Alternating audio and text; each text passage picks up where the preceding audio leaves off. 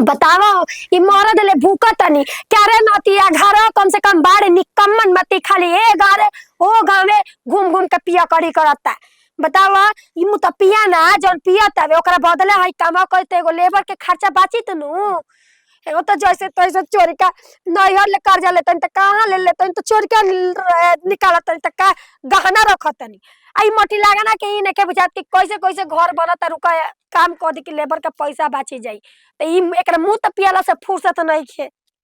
का करी कोनो लोग तो नहीं खसत देवरे बबुआ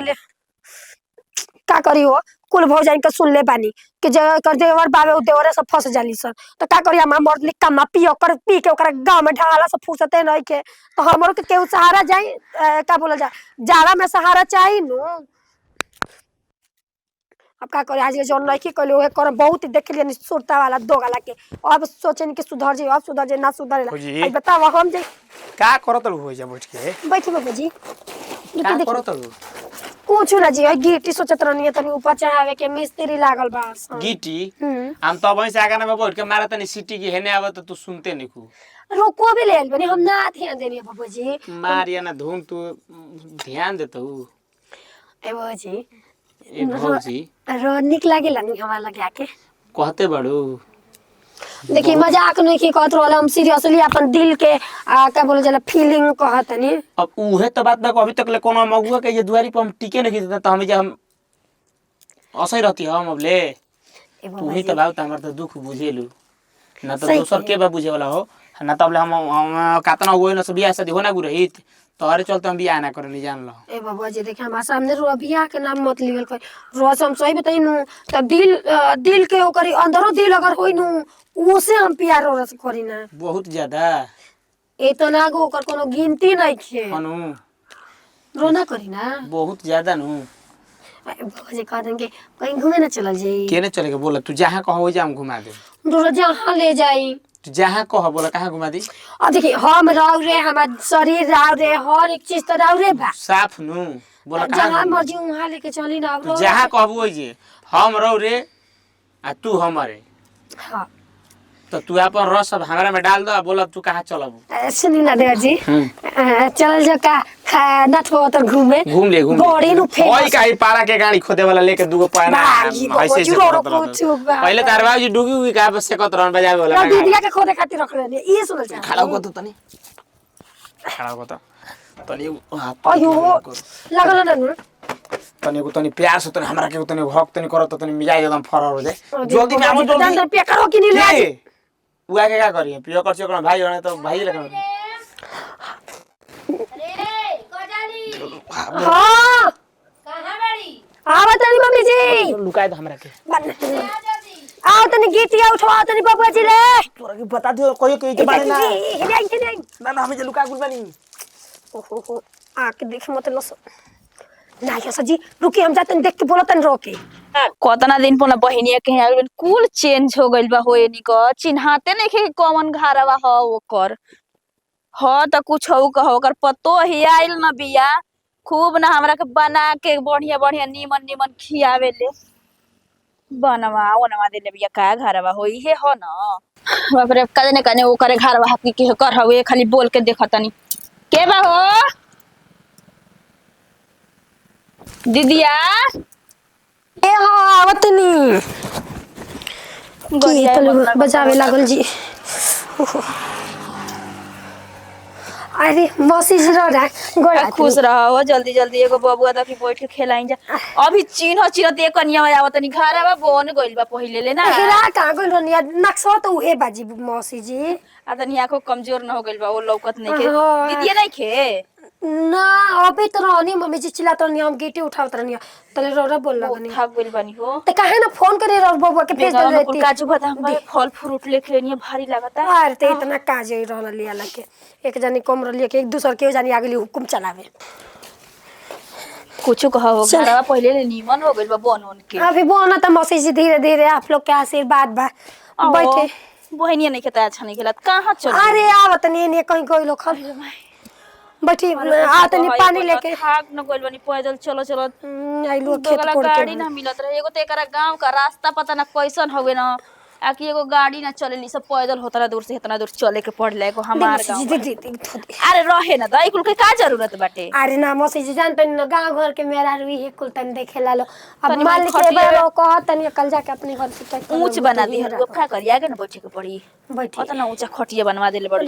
बहिन के काम जानते बनी वहां के काम जनता को पतो ही हमर गइले त छै गलवा निकाल के ले लसिया तो के दे देनी है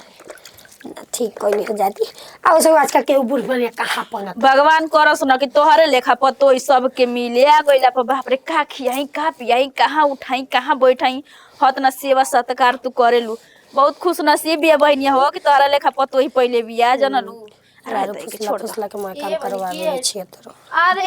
बहिनिया अरे दादा रे दादा तू कहां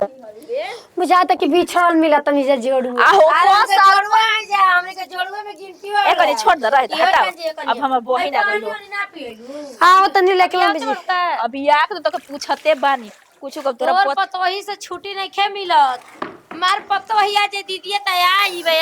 संगे संगे दोनों तो कौन बड़ी कही कि पतोही तू हाई आ जा तड़ुआ खा दड़ू पतोही की हाथे कुछ कह दी दे पहले ले दे जाए तो ठीक हो गइल बड़ी 5 महीना के बाद अच्छा कुछ घर में के बा हां तब देखो मान लो कि कैसे हम छोड़ के चल जाए कही तोर दिए। तो पतो खलिहर बिया ना अरे खलियर में तो घास भूसा कुल बहरी ना करी अब हम यही से करे ओरे लागी ना त ना टाइम मिलल लेकिन अरे कुछ बता। कह गंगा नहा के पतोही पहले है तो अली मौसी जी पानी पी ले अरे रहे त ना एक रुपया का जरूरत बा पेड़वा ओरा गइल बा अरे ना नाली ही आती रहे मौसी मम्मी जी कहिया था नु बा अच्छा रह तो काम करो हेलो किए बा ओकर बाजका छान दो त चाय बना दो हम कहीं डेरा गोनी तो लोग के नाम ले लिए तो लौकी के बाजका छान दो तो कह दो कि काटी ना रे दिक्कत हम की ना चावल लेके दे तनी अब फिर भाजपा बना देतनी जा आ तड़ी हम कहीं लौकी का सब्जी का बनवाई भी त हमरा पसंद ना हो तू तो जानते होई बाजका छाना तनी माने समय के जन्मल खाइल पियल खेलल खाइल माने हम ही ना जानो कि का तोरा पसंद बा तू ना अरे हमर रात ले बेचैनी धइले रहल हम लइकन ले कहम ही अपना कि हम जाई बहिनिया के है आ ये सोचत रही ना दीदी कब भोर होखे कि तोरे खाली चेहरा देख नहीं कौन की तनी तू करी अरे सब के लौकत आवे छोटका बबुआ कहां बावे आ ओनिए गइल हवे कहां मतलब तनी कुछ काम तोर से बड़का तो जी लइका। जा के बात कहतन तोरा रे